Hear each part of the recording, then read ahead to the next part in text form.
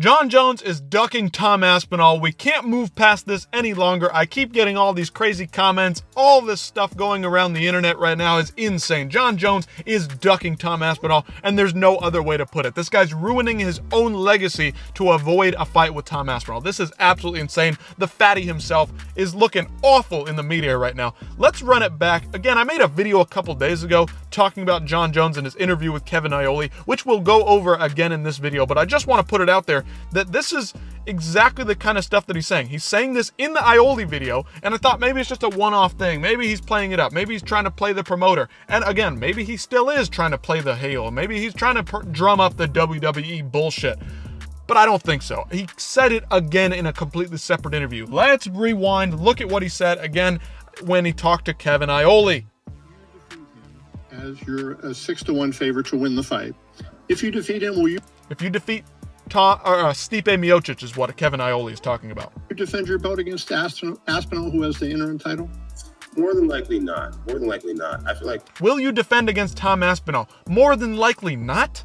Brother, he is the interim champion. He has beaten Pavlovich, Blades, Volkov, all three top 5 fighters in the heavyweight division. All 3 legitimate contenders, previous contenders for the belt, whatever it is. These guys are all right there. Jon Jones beat Cyril Gane, who since fighting Jon Jones has beaten who? I can't remember. One of those random Russian guys 10 spots back in the rankings. Cyril Gane has gone on to do nothing, and that's the one win Jon Jones has at heavyweight. Again, for anybody out there who doesn't know, Jon Jones' last 3 fights at light heavyweight: Dominic Reyes, Thiago Santos, and Anthony Smith. Where's Anthony Smith right now? Hanging around outside the rankings at light heavyweight. The guy has done absolutely nothing in the last 5 years. Thiago Santos isn't even in the UFC anymore. Hasn't done anything in the PFL either. This guy's a bum. He's out of here. He's gone. His knees are ruined. Jon Jones couldn't beat a guy with no ACLs in a fight. He couldn't beat a guy who gives up in every fight. Anthony Smith. Sorry, Anthony, but I'm just playing it real. I'm keeping it real here. And then he fought Dominic Reyes and lost to Dominic Reyes. Everybody except for the judges that night thought that Dominic Reyes won the fight. And now Dominic Reyes is going on a title run, okay? Dominic Reyes still hanging around, but he's outside the top 10. He's probably never going to reach the title again. These guys haven't done anything, and they won't do anything again. And Tom Aspinall has beaten active MMA heavyweights. Tybura. Yes, not that great, but he's not a bum either. And he's beaten Volkov, Blades, Pavlovich. Look at what those guys have done since then. Come on now, be real here. Nobody hasn't beaten anyone, isn't worth my legacy? Come on now, Jon Jones, stop lying to yourself. I really wish this was WWE heel, drumming up promotion, trying to make something out of nothing here, promoting the fight with Aspinall down the road, but this is not what that is. He's ducking him. He's been ducking him since the beginning. Tom Aspinall is, I don't want to say nobody, but... I don't want to say nobody, but I'm going to say it anyway because I'm a dumbass UFC fighter, and that's what we do. I don't make excuses, but, my ACL was blown. I don't make excuses, but, I had staph infection. I don't want to call this guy an idiot, but he's pretty dumb. I don't want to say he's nobody and he hasn't beaten anybody, but he hasn't beaten anybody and he's not worth fighting for my legacy. Who has Alex Pereira fight? I love Alex Pereira, but Jon Jones in this clip says that he wants to fight Alex Pereira. Are you kidding me? Alex Pereira, who is he beating? Jamal Hill? A guy that came off the Dana White Contender Series? And again, nothing against Jamal Hill. I think he's a good fighter. But come on, this guy has no legacy. Yuri Prohaska came out of Japan from Ryzen. What has he done since then? He beat Glover? Got his shoulder busted? Barely beat Rakic? I love Yuri, but you got to keep it real. What has Alex Pereira done, John, that's better than what Tom Aspinall's done? I'd argue it's the same, if not equal. Or Tom Aspinall's actually done more because he's fought guys that have been around for a lot longer. Khalil Roundtree barely beat Anthony Smith, finished Anthony, but how are those first 2 rounds going? Go back and watch for yourselves if you don't believe me. Alex Pereira hasn't done that much in terms of legacy, in terms of beating guys that are legendary. Blah, blah, blah. Like, come on now.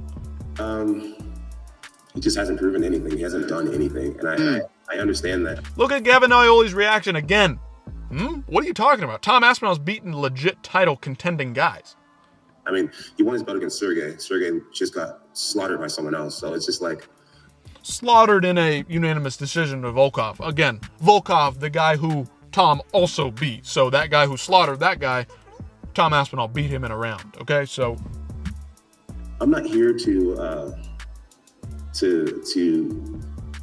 gamble someone else making a name off of me. I'm here to compete against the guys where when we look back, 10 years from now, it'd be like John Jones fought this guy and that guy and this legend and this champion and this champion. Yeah, you beat an old Shogun Rua. You beat an old Rashad Evans. Like, you beat all these old guys to get your belt, to get your wins. You beat an old Lyoto Machida. Like, come on now. They aren't bad wins. Those were great wins at the time. John Jones was young, but come on now. Like, Tom Aspinall, this guy could go on to be the greatest heavyweight fighter of all time by a country mile. Alex Pereira would be a great win for your legacy, I no doubt. But come on, Tom Aspinall's not equal to what Alex Pereira has done. He's not quite the star as Alex Pereira. I understand it from that angle, but like legacy? Get out of here, John Jones. Stop messing with me. If there were to be a fight of a guy that's still on our UFC roster that would be not only financially worth it, but legacy worth it, it would be Alex Pereira.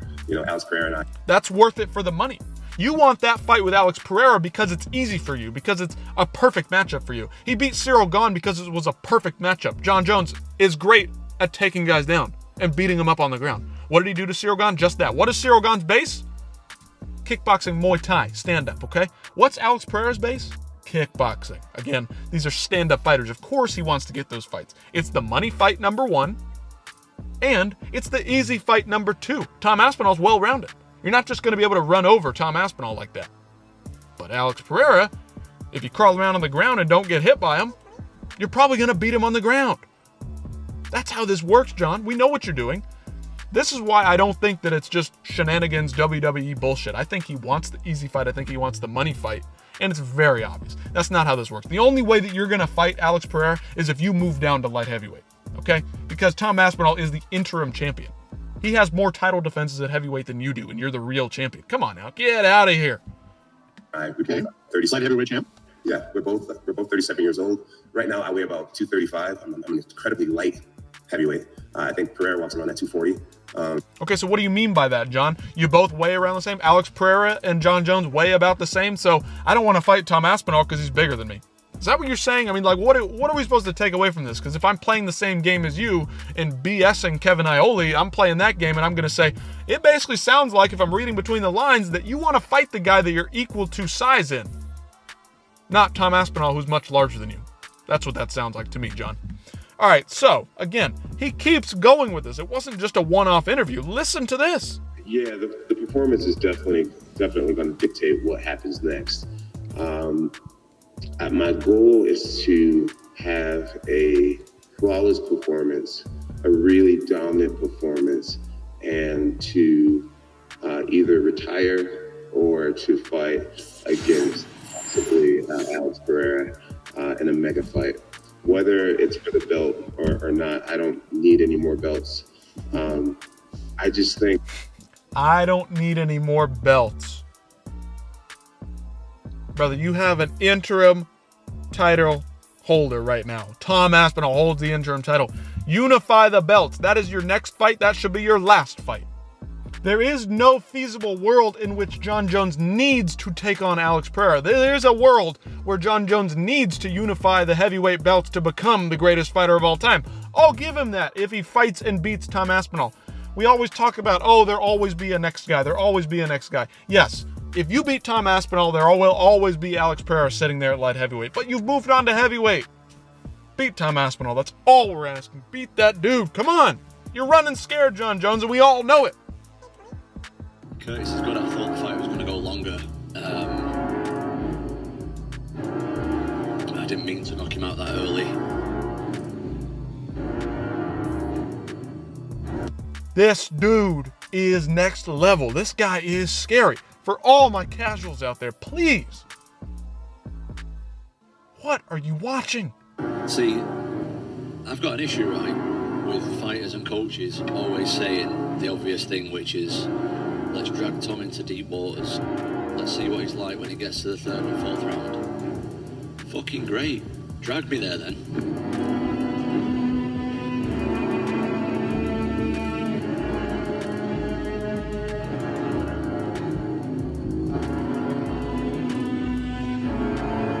Who has he beaten and who has he gone to war with? Nobody, because nobody can hang with this guy. There is no debate here. There is no one else to fight. Aspinall should be fighting. I hope nothing happens to Stipe this week, but man, if he falls out of this fight, there will be no UFC 309.